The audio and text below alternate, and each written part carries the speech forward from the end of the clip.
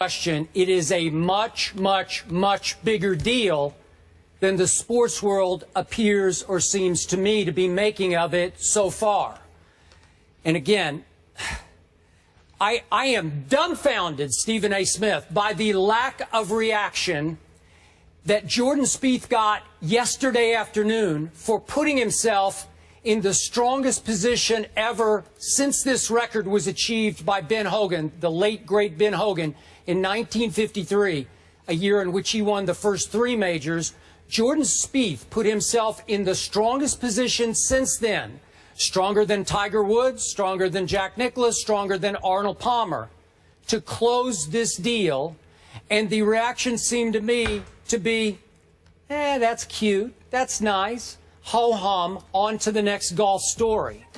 What I heard and felt last night, Stephen A. Smith, was that Tiger Woods achieved more hype and buzz going into this tournament. The new improved Tiger, who was back and had the best chance yet to break back through and win yet another major championship before this started. I felt more impact from that story than I felt for this kid last night.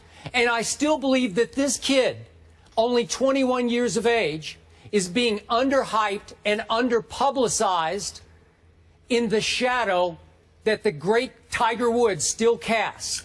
And again, we were all spoiled rotten by the electrifying performances that Tiger Woods once gave us. Seems to me like it's a long, long time ago, because clearly we have to go all the way back to '08 since the last time Tiger broke through and won a major championship at the United States Open. But to me, the reaction of the golf community still seems to be, hey, if it's not Tiger, it's not that big a deal. It's okay. It's a nice story. But ho-hum, it really doesn't matter that much if it's not Tiger Woods.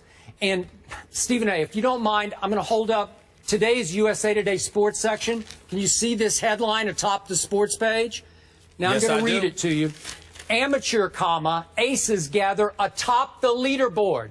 So the first reference in this headline is to the amateur Paul Dunn, who's actually a little bit older than Jordan Spieth is, who was tied for the lead, kid from Ireland, tied for the lead at the Open, the British Open last night. I get it. That's a nice big story, but it's not Jordan Spieth. Jordan Spieth is mentioned in the 5th paragraph of this lead golf story almost as an, oh, by the way, world's #2 Jordan Spieth. Really? Now, again, I'm not taking a shot at USA Today. Love this newspaper. Read it cover to cover every morning.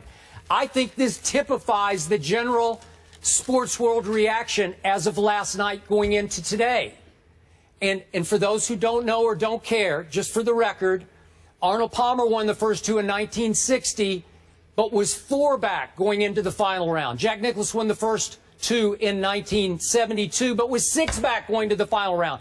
Tiger Woods came completely apart after winning the first 2 majors in 2002, was all the way 12 back going into the final round of the British Open. Jordan Spieth was a shot back. Jordan Spieth just birdied #1 today. Jordan Spieth parred #2. I'm not sure what he's doing on #3 because we're on the air now.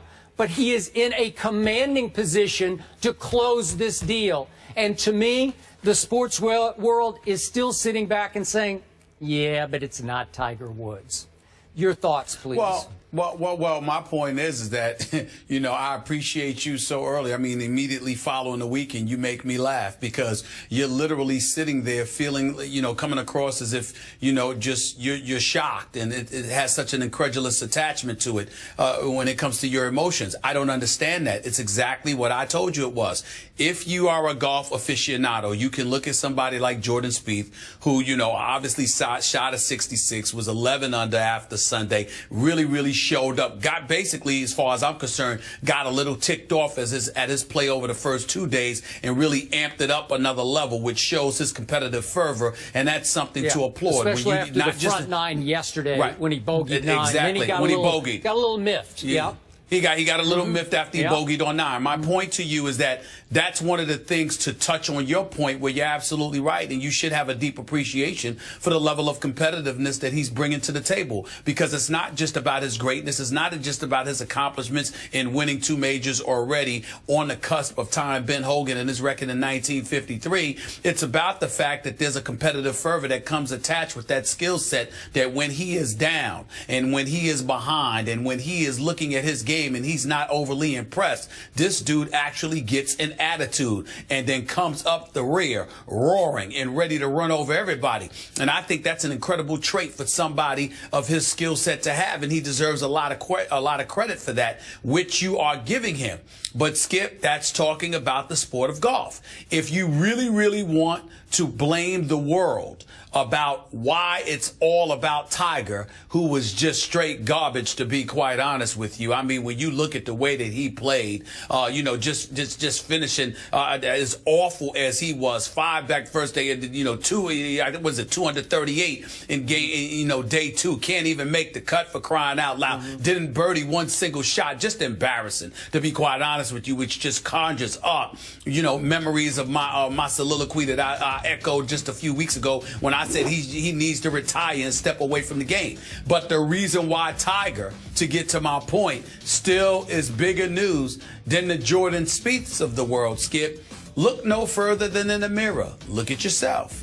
Because you, being a golf aficionado that you are, playing and loving the sport and watching it as religiously as you do, capable of giving lessons on it, for crying out loud, as much of a student of the game as you are, you know better than me or most others that Tiger, being the transcendent figure, you got caught up in that too. Sure. So you basically spoiled the golf world about talking about more than just golf when it came to Tiger. So the fact that Tiger has fallen off the map, just getting back to talking about golf, ain't enough for anybody outside of golf aficionados or avid golf lovers. If you want to get the average Joe out there, mainstream America, really talking, I'm not talking about noticing what he did on highlights on SportsCenter or whatever, but if you want to get people talking about Jordan Spieth, then he has to be a transcendent figure, or at least let time pass, because we've been so spoiled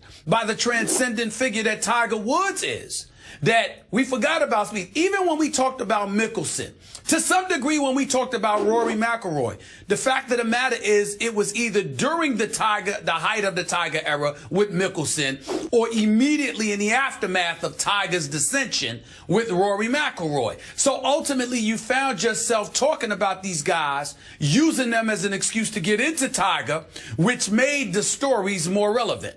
But because Jordan Spieth is up there right now and marching towards the #1 spot in the world, and Tiger walked into this weekend ranked 241st in the world and looking like he's nosediving even more, if that's possible, what do you expect? You expect what you're getting, which is Jordan Spieth. Really looks great. Here he comes. Well, we wish him luck. For those that are watching golf today, outside of that, everybody's going to work, doing what they want to do, going about their business. That's just the way it is. Okay, but can you grasp the fact that what Jordan Spieth has done so far this golf season might just be, if he closes his deal today, beyond anything Tiger Woods ever accomplished, as great as he was? And I've often called him the most dominant player for a stretch we've ever seen in the history of golf. But can you understand? Yeah. Okay, so what he's doing has not been done for 62 years. He is dominating the sport in a way right now that even Tiger, in performance, in achievement, did not dominate. But because Jordan Spieth is just a nice kid from Dallas, Texas, with no rough edges, no big backstory, he doesn't curse on the golf course, he didn't get in any trouble when he was in college at the University of Texas, he didn't get suspended, there's no rough edge to him. I find him to be a little arrogant, but he's that sort of oxymoronic, humble arrogant. He still comes off as a nice kid, a courteous, nice kid. Well, that doesn't play well in today's world. Somehow, that doesn't capture the imagination. Tiger was a thunderstorm waiting to happen. Tiger, from the start in 1997, let go of curse words. They flew out of his mouth in front of those boom mics on the tees and near the greens. So again, that made him a little edgy, a little, like, oh, wow, the kids were amazed by Tiger Woods. Well, again, you're not wrong, Skip, because you're never wrong about your golf, but you're giving an incomplete picture. And here's what I mean by that. When you talk about Jordan Spieth, you talk about the outcome. When you talked about Tiger's game, you literally talked shot after shot after shot. Something amazing happened seemingly with each round as it pertained to Tiger. Whether it was something out of the rough, whether it was something off the tee, whether it was his putting or whatever the case may be, there was something. Whereas with Jordan Spieth, he just seems to be methodical. He continuously comes at you. Doesn't necessarily blow you away with a wow moment or moments of greatness per se. He's just consistently very gifted at what he does for the most part. And it seems to be more so than the competition at this moment in time. So in the case of Jordan Spieth, you're looking at the results. In the case of Tiger, you are literally, just transfixed moment to moment because of the greatness you may witness at a particular moment in time, and you don't want to miss it. You don't even want to blink because you might miss it. Yeah. That's the dichotomy that exists between the two. Sure, all of those other things that you said are absolutely correct. But with Jordan Spieth, I find myself waiting to see the score. With Tiger, I need to see him play when he was in his prime. Okay. I needed to see him swing. With Jordan Spieth, all right, where's he at? Where's Day at? Where's Oosthuizen at? Where are these guys at? That's just the way it is. So, quick comment for me on the headline I showed you in today's USA Today. Amateur, aces gather atop the leaderboard. Jordan Spieth happened to be just one of those aces atop the leaderboard. Right. He's one shot back from a chance to do something that is all-time great, and he's not even in the headline of today's USA Today. Not taking a shot at them. This typifies, I think, the general reaction. And I'm saying to you, all they're saying is he'll be a headline tomorrow if he wins. But right now we're waiting to see, is he going to match Ben Hogan's mark from 1953 where he won 3 straight majors within a calendar year? Is he going to do that? That's all anybody's waiting for with Jordan Spieth. If it were Tiger in his prime, we would be looking at him every swing. Do you remember there were times when SportsCenter and other networks literally went away from their scheduled programming to watch Tiger swing?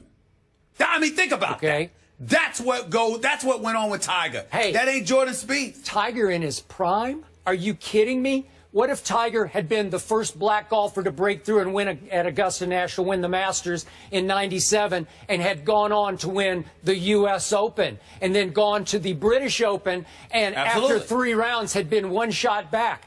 Do you know what a nuclear bomb would drop in the national and international media?